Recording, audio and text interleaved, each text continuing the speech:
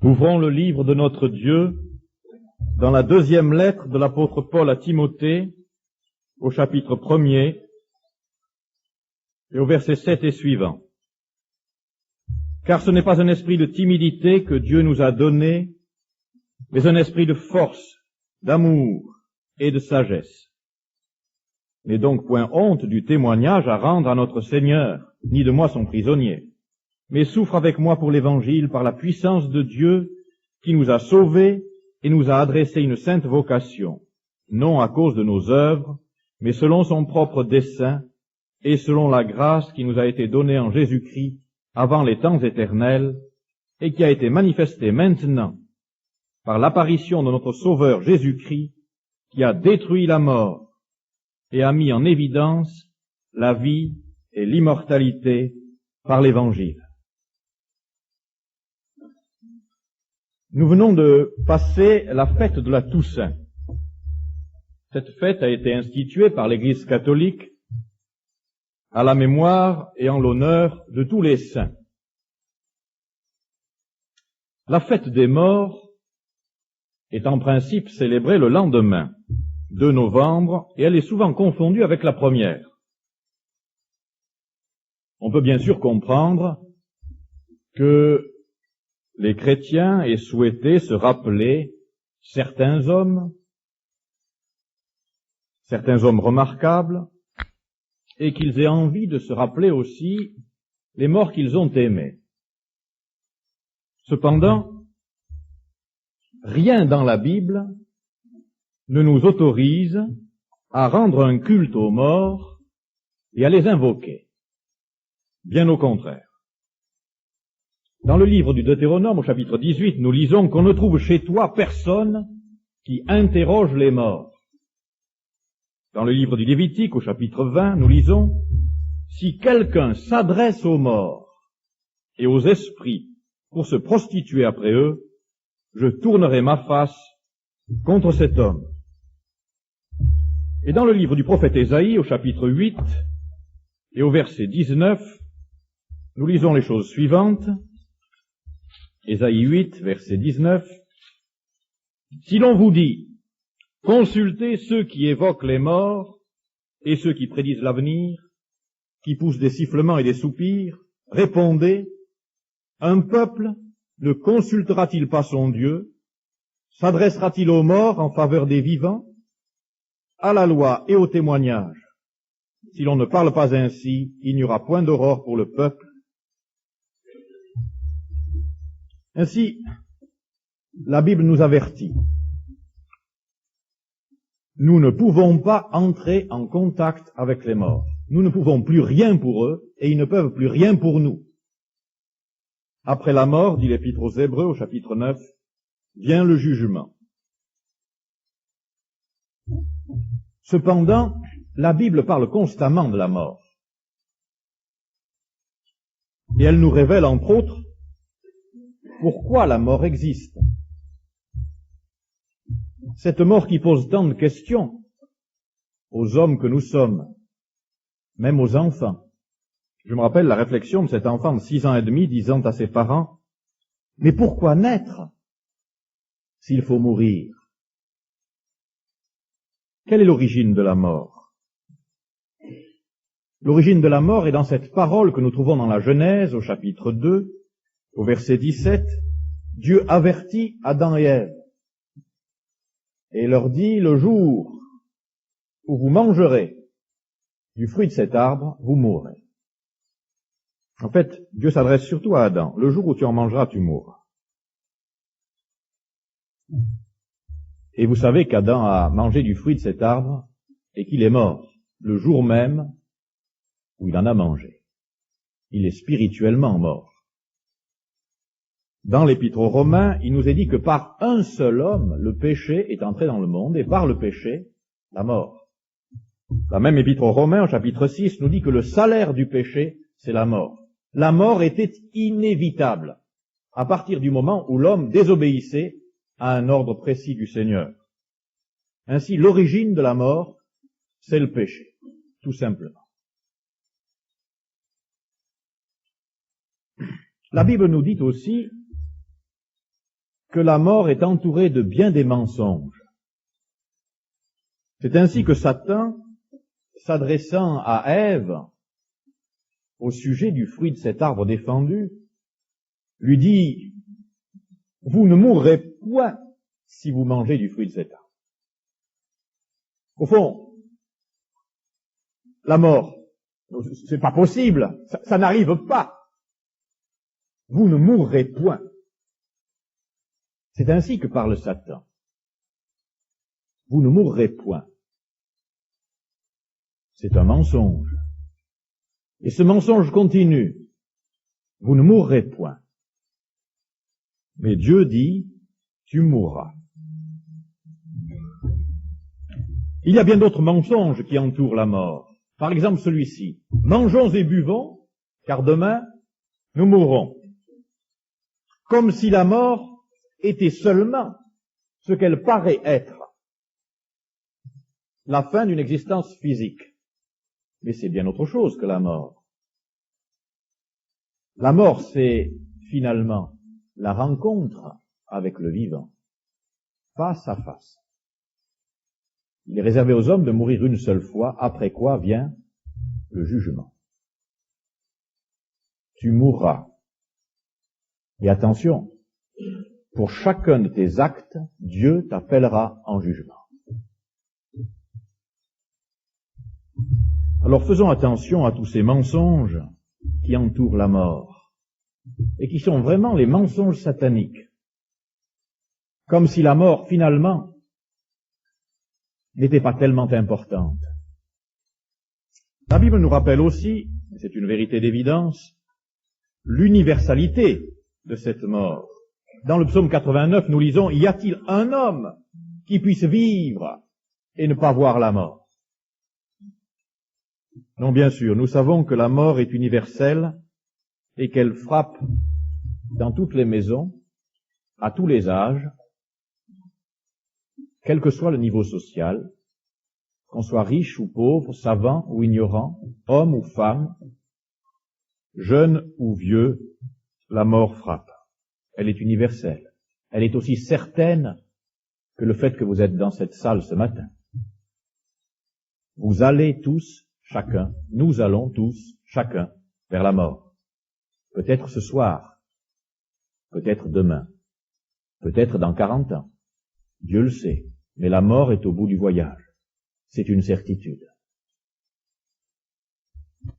Et la Bible va insister aussi sur l'horreur que la mort inspire.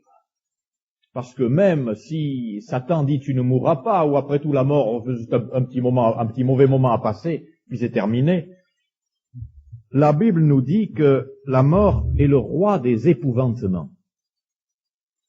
Cette mort fait trembler finalement tous les hommes.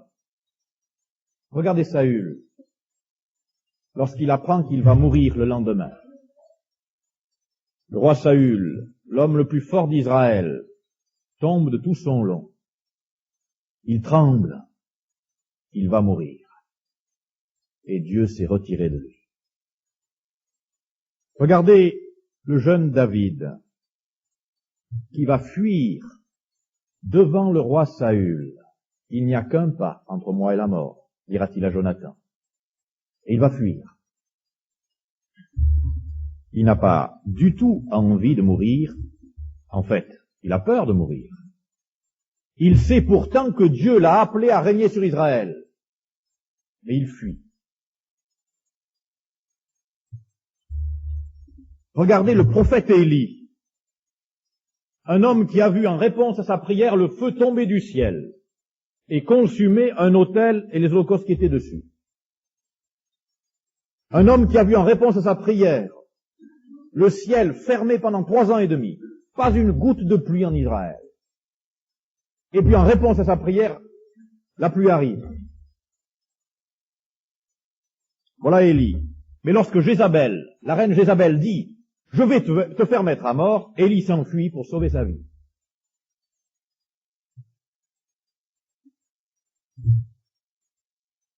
Regardez le même David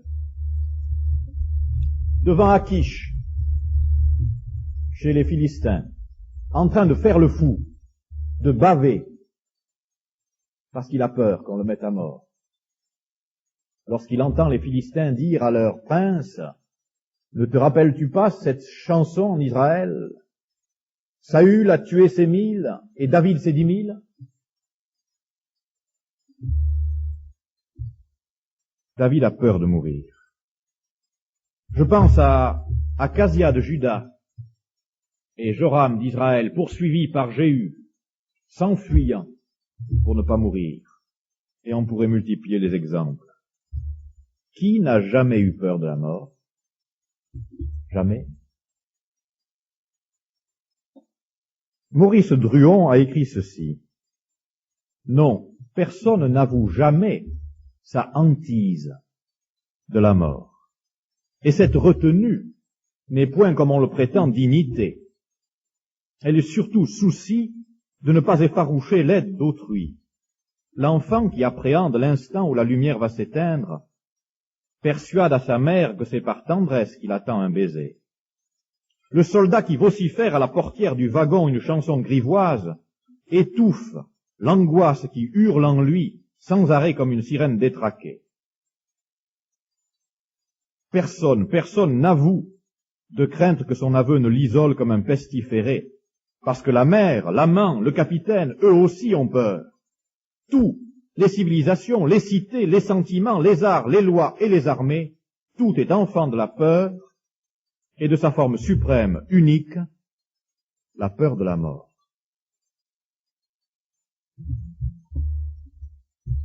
Et finalement, seul l'excès de la souffrance, ou la peur panique de la souffrance, le désespoir, ou la peur panique du déshonneur, peuvent jeter un être humain dans la mort, comme Saül le fait en se jetant sur son épée, comme Zimri, ce roi d'Israël qui a régné 7 jours et qui se laisse brûler dans son palais.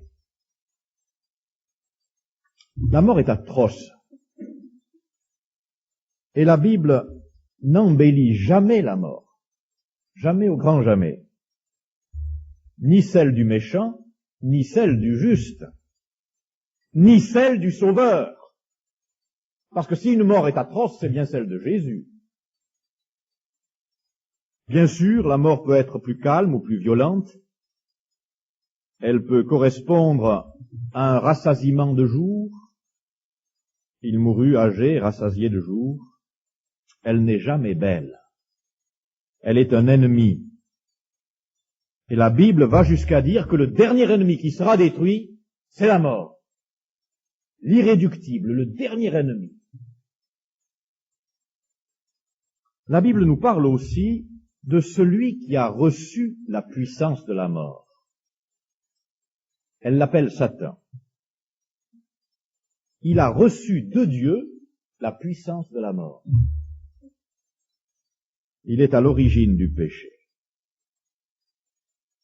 Les hommes, au cours de l'histoire, ont fait face à la mort de bien des manières. Écoutez seulement. Voilà le philosophe, d'abord. J'en citerai simplement un. Mais tous les philosophes ont parlé de la mort. Et il y a beaucoup de choses à apprendre chez les philosophes au sujet de la mort. Mais lorsque vous avez tout appris, vous n'en savez pas plus. Écoutez seulement celui-ci. Il s'appelait Épicure. Tant que nous sommes, la mort n'est pas là. C'est l'évidence. Et dès que la mort est là, nous ne sommes plus. C'est lumineux. Pour ceux qui sont, elle n'est pas, et ceux pour qui elle est ne sont plus. N'est-ce pas que c'est lumineux? Belle phrase, mais qui ne satisfont ni ceux qui sont face à la mort, ni ceux qui enterrent un des leurs, tant il est vrai que Dieu a mis à l'intérieur de nos cœurs la pensée de l'éternité. On dit que Marie Curie a écrit dans son livret intime après la mort de son mari, c'est la fin de tout. De tout. Anne Philippe, après la mort de son mari, Gérard Philippe a écrit ce très beau livre, Le temps d'un soupir. Et on sent dans ces pages toute la détresse d'une jeune femme qui a perdu son mari, celui qu'elle aimait, et qui ne sait pas où se raccrocher finalement. Mais enfin, les philosophes me semblent très irréalistes devant la mort. Bien des hommes, en tout cas, sont très amers. Camus a dit ceci: les hommes meurent et ne sont pas heureux. Et alors, on nous redit constamment la détresse des hommes, l'absurdité de la vie. Mais où trouver la consolation dont nous avons besoin? Où trouver l'espérance? Où trouver la force et la joie? Alors, d'autres ont dit, et en particulier les gens religieux, au fond, la mort, bien sûr, ça arrive, mais on va supprimer quelque chose de son horreur. Alors, on va momifier les morts. Comme ça, ils paraîtront moins morts. N'est-ce pas? On les momifie. Il y a quelque temps, Ramsès II, qui vivait quelque chose comme 1300 ans avant Jésus-Christ, est venu en France. Bien sûr, ce qui restait de Ramsès II, après sa momification. Et s'il vous plaît, l'armée française lui a présenté les honneurs. Mais oui, on présente les honneurs à la mort et à un grand roi qui vivait 1300 ans avant Jésus-Christ. Mais il est bien mort, Ramsès II. Mais vraiment bien mort. Et nos savants, nos techniciens ont eu beaucoup de peine à le maintenir avec un aspect vivant. D'autres ont dit, on va pratiquer le culte des ancêtres. Ainsi, pratiquant le culte des ancêtres, ils sont encore là, n'est-ce pas? Et l'Église chrétienne n'a malheureusement pas échappé à ce danger. Alors on pratique un certain culte des morts. Alors, ils sont partis, mais ils sont encore là. On leur parle, on prie pour eux, on fait toutes sortes de choses pour se les rendre plus proches.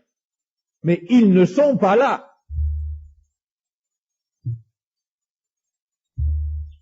À Madagascar, nos amis pourront confirmer ce que je dis. On m'a dit que on les retournait, les morts, de temps en temps.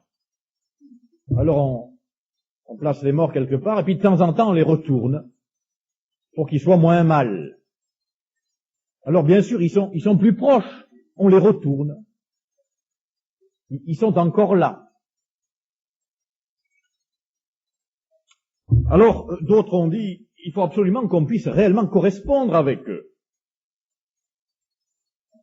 Et on a pratiqué ce que je lisais tout à l'heure dans l'Écriture, on a évoqué les morts, on a pratiqué le spiritisme, on parle avec eux, ils donnent des messages aux vivants.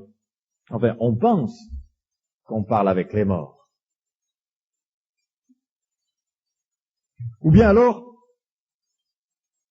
on a réfléchi et on a inventé la réincarnation.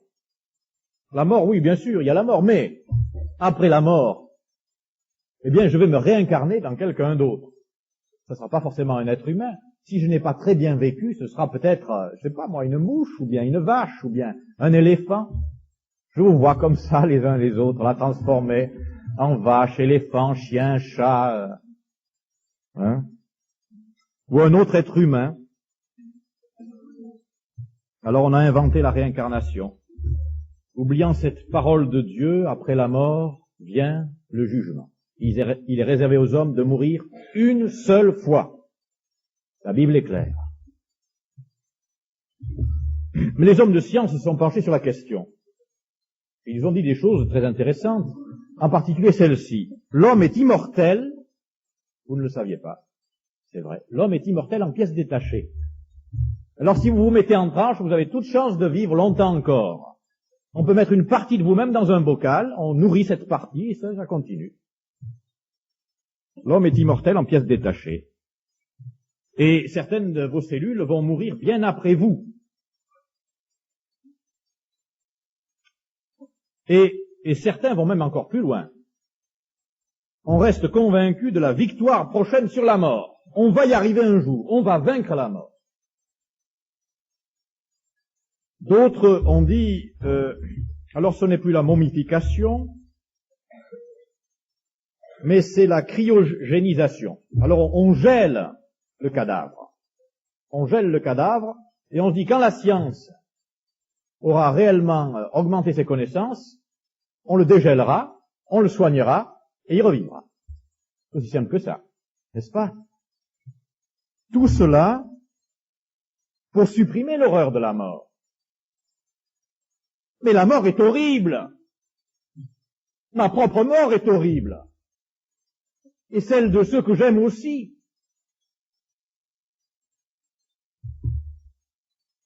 Et devant la mort, nous ne pouvons pas rester indifférents. Nous avons mal, nous sommes angoissés. Pascal a dit, on meurt toujours seul. Et c'est profondément vrai, même si on tient la main d'un autre. L'infatigable faucheuse est toujours là. Heureusement, la Bible nous révèle la seule vraie réponse à la mort. Elle n'est certes pas dans les belles phrases des uns. Elle n'est certes pas dans l'amertume ou la révolte des autres. Elle n'est certes pas dans l'illusion des œuvres humaines ou dans l'imagination des hommes religieux. La seule vraie réponse à la mort ne peut être que dans la vie, dans une vie impérissable. Et la Bible nous parle de cette vie. Jésus-Christ a mis en évidence la vie et l'immortalité par l'Évangile. La réponse à la mort est dans la vie impérissable du Fils de Dieu. Mais cette réponse ne peut être apportée que parce que le problème a trouvé sa solution. Le problème des origines. Quelle est l'origine de la mort? Nous l'avons dit tout à l'heure, l'origine de la mort, c'est le péché. Si le problème du péché n'est pas réglé, il ne peut pas y avoir de réponse à la mort. C'est impossible. La science peut progresser à pas de géant tous les jours, jamais, au grand jamais, elle ne peut vaincre la mort. C'est impossible. Parce que les hommes de science sont des pécheurs comme les autres. Alors, la réponse à la mort, elle doit passer par l'éradication du péché. Le péché doit disparaître. Si le péché disparaît, alors la vie, de nouveau, peut se manifester. Et la Bible dit du Seigneur Jésus qu'il est l'agneau de Dieu qui ôte le péché du monde. Dieu est devenu un homme pour traiter la question du péché. Et il l'a complètement traité. Et il a effacé le péché. Mais nous avons dit aussi tout à l'heure que la mort était entourée de beaucoup de mensonges. Comment répondre aux mensonges? Quelle est la vraie réponse aux mensonges? Les hommes croient toujours que la vraie réponse aux mensonges, c'est le mensonge. On vous ment, alors vous mentez. Les autres cherchent à vous tromper, vous cherchez à les tromper. Et ainsi de suite. Tout va si bien, n'est-ce pas, comme ça? Mais la réponse de Dieu au mensonge, c'est la vérité. C'est la seule vraie réponse au mensonge. Et j'espère, amis chrétiens, que quand on vous ment, vous dites la vérité. Même si elle coûte cher. C'est ça la réponse de Dieu. La vérité. Alors, face aux mensonges qui entourent la mort, Dieu proclame la vérité. Et le Seigneur Jésus affirme, je suis la vérité. L'évangile de Jean nous dit que la grâce et la vérité sont venues par Jésus-Christ. Et cette vérité va éclater dans les actes et dans les paroles du Fils de Dieu. Et je me rappelle cette parole tellement importante du Seigneur Jésus disant, méfiez-vous, la mort physique n'est qu'un aspect de la mort. Ne craignez pas ceux qui tuent le corps. Craignez plutôt celui qui peut faire périr l'âme et le corps dans la géhenne. Craignez Dieu. Et en ce qui concerne le problème de l'universalité de la mort, que la Bible souligne aussi, que répond l'Écriture? Dieu a tellement aimé le monde. Il ôte le péché du monde. Il est le sauveur du monde. Il veut que tous les hommes soient sauvés, même si tous ne seront pas sauvés. Il veut que tous les hommes soient sauvés. Dieu aime l'humanité. Jésus-Christ, je le crois profondément, est mort pour tous les hommes. Et c'est ainsi que je peux annoncer la grâce de Dieu à tous ceux auxquels je m'adresse. Je leur dis, vous êtes des pécheurs, vous êtes des condamnés, et Dieu vous aime. Et il a porté vos péchés. Si seulement vous vouliez accepter cette grande vérité, vous en seriez transformés. Dieu a traité tout le problème, pas une partie du problème. Dieu a traité tout le problème. Jésus-Christ a porté le péché des hommes, de l'humanité tout entière. Le péché que vous allez commettre demain, Jésus l'a déjà porté. Il y a 2000 ans sur la croix. Il est l'Éternel rentré dans notre temps pour régler le problème du péché sur tous les temps. Mais en ce qui concerne ce que nous disions tout à l'heure, cette horreur de la mort, quand il faut s'occuper d'un cadavre, le cadavre de quelqu'un qu'on a aimé, c'est pas beau un cadavre. Alors, quelle est la réponse de la Bible? J'ai dit tout à l'heure que la Bible n'embellissait pas la mort. Elle ne fait pas la mort plus belle qu'elle n'est. Mais la Bible nous dit que le Seigneur Jésus a pris l'horreur de la mort sur lui. Et il lui a enlevé son aiguillon, il l'a terrassé. On raconte l'histoire suivante. Un groupe de curieux entourait un jour un bateleur de foire. Cet homme tenait un serpent d'une espèce très venimeuse qui s'enroulait autour de ses bras et de son cou, mais l'affreuse bête ne parvenait à lui faire aucun mal. Les spectateurs étaient surpris, intrigués, effrayés, lorsque l'un d'eux s'écria « Oh, il n'a plus de dard, ce serpent-là !» C'était vrai, le crochet et le venin avaient été ôtés. Le reptile était devenu tout à fait inoffensif. Alors, le serpent n'a pas changé d'aspect, mais il est devenu inoffensif. La mort n'a pas changé d'aspect, mais elle est devenue inoffensive. Parce que le Seigneur Jésus lui a ôté son aiguillon. Il a réglé la question du péché. Il a réglé la question de mon péché. Il a terrassé la mort. Et alors il m'accompagne jusque dans la mort. Vous connaissez ce psaume 23, « L'Éternel est mon berger. Même quand je passerai par la vallée de l'ombre de la mort, je ne crains aucun mal, car tu es avec moi. » Il a vaincu la mort, il m'accompagne. Une des paroles de la Bible qui me fait le plus de bien, nous la citons si souvent cette parole. « Voici, je suis avec vous tous les jours, jusqu'à la fin du monde. » Je suis avec vous tous les jours. Au chevet de celui que j'aime, de celle que j'aime, qui vient de mourir, il est là. Le vivant est là avec moi. Et face à ma propre mort, il sera là, avec moi, tous les jours. Il a vaincu la mort. Il a mis en évidence la vie et l'immortalité par l'Évangile. Et alors, si la mort reste toujours quelque chose d'épouvantable, la présence du Sauveur va transformer ces moments de la mort chez plusieurs. John Wesley, le grand évangéliste, a dit ceci: « Je suis le plus grand des pécheurs, mais Jésus-Christ est mort pour moi. » Moody, cet autre grand évangéliste, a dit ceci: « La terre recule, les cieux s'ouvrent, Dieu m'appelle. Est-ce là la mort? C'est la bénédiction. C'est doux. C'est glorieux. Ne me retenez pas. »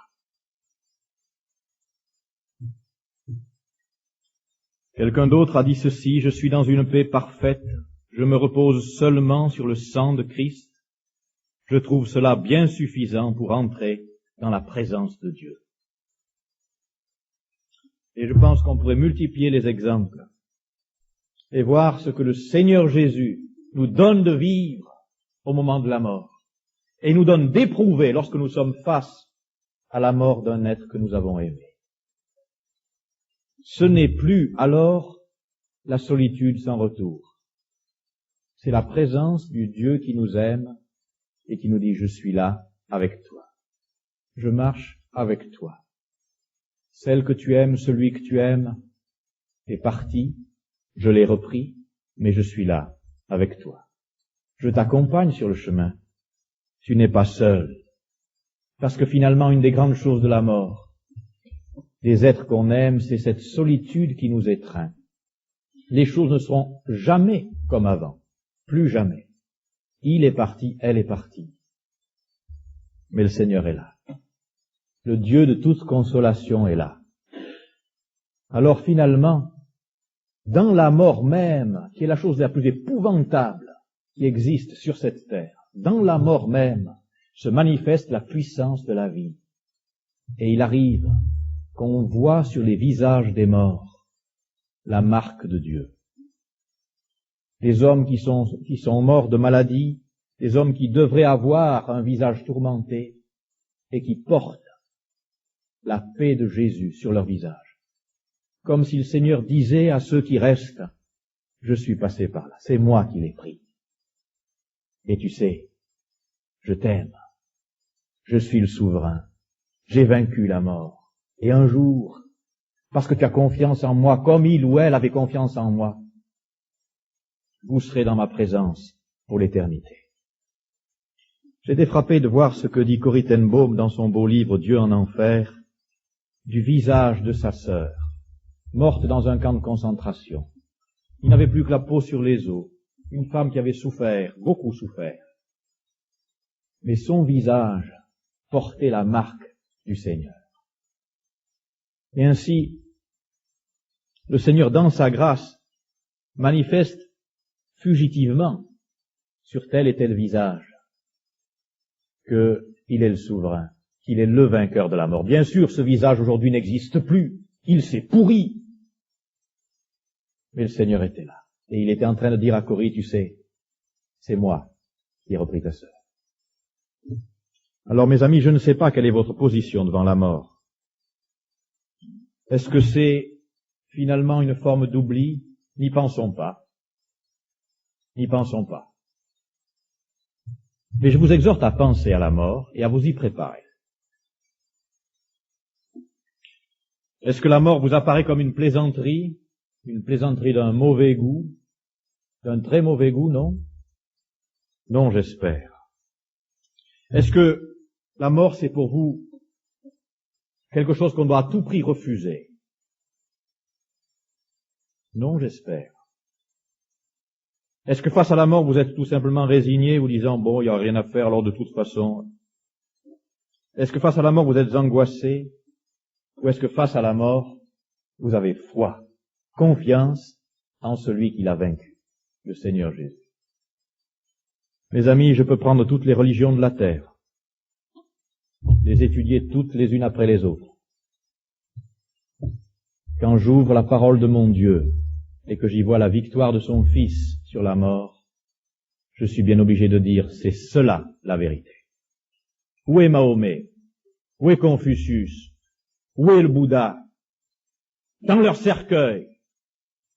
Où est Jésus? Il est vivant. Il a mis en évidence la vie et l'immortalité par l'Évangile. Où sont les fondateurs des grandes idéologies qui dominent le monde? Dans leur cercueil. Même si, comme Lénine, c'est un cercueil de verre. Même si on dit de lui que c'est le plus grand homme de tous les temps, qui ait jamais vécu. Il est mort.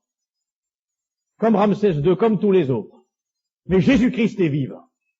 Alors, mes amis, nous avons une espérance.